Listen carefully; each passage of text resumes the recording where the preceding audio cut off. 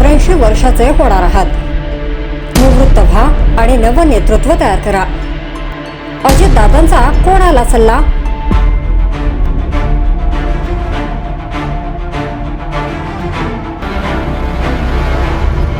उपमुख्यमंत्री अजित पवार यांनी राष्ट्रवादी काँग्रेस पक्षाची वेगळी चूल मांडल्यानंतर शरद पवार यांच्या वयाचा मुद्दा उपस्थित केला होता. त्यांनी म्हटले होते की सरकारी नोकरीत 58व्या वर्षी निवृत्ती आणि केंद्र सरकारच्या नोकरीत 60व्या वर्षी निवृत्ती होते. त्याचप्रमाणे राजकारणातही निवृत्तीला काही ठराविक वय आहे.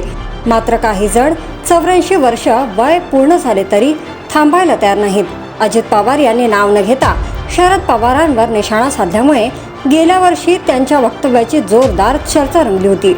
अशातच त्यांनी आता शिवसेना ठाकरे गटाच्या नेत्याला निवृत्त होण्याचा सल्ला दिलाय. अजित पवार आज कोल्हापूर जिल्ह्याच्या दौऱ्यावर होते. चंदगड विधानसभा मतदारसंघात अजित पवार यांचा नागरी सत्कार करण्यात आला. त्या कार्यक्रमावेळी माजी आमदार आणि सध्या शिवसेना ठाकरे गटात असलेले के.पी. पाटील यांनी अजित पवार यांची भेट घेतली. के.पी. पाटील हे पुन्हा एकदा अजित पवार यांच्या राष्ट्रवादी काँग्रेस पक्षाच्या वाटेवर आहेत. महत्त्वाचे म्हणजे फक्त तारीख निश्चित होणे बाकी आहे. मात्र पक्षात प्रवेश होण्याआधीच अजित पवार यांनी के.पी. पाटील यांनी निवृत्त होण्याचा सल्ला दिला.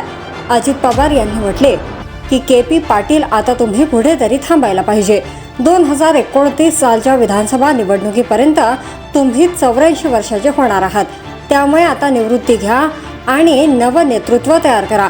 असा सल्ला देतानाच अजित पवार यांनी मेहुण्या आणि पाहुण्यांमधील वादावर नजर टाकली. अजित पवार म्हणाले, तुम्ही दोघेही भांडत बसता, याला आता काही अर्थ नाही. कोणीतरी वेळीच माघार घेतली असती तर आज चित्र वेगळे दिसले असते. मात्र तसे न करता तुम्ही सतत वाद घालत बसता. असे म्हणत अजित पवार यांनी के.पी. पाटील यांची कान उघडणी देखील केली.